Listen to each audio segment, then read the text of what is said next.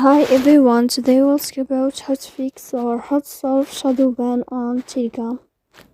To know how to fix or how to solve Shadowban on Telegram,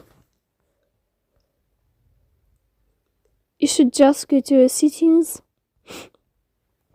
After that, you can click apps, default apps, app settings. Here in this list, you'll enter to the window or to the app of Telegram app, and you can click in this page. As you see in this list of app info, you click on first stop and you can click OK. Then you will enter to the window of storage. Here you can click clear cache. Then you can go to Play Store to uninstall your app and you can uninstall it again. So please don't forget to support us by like and subscribe. See you next time.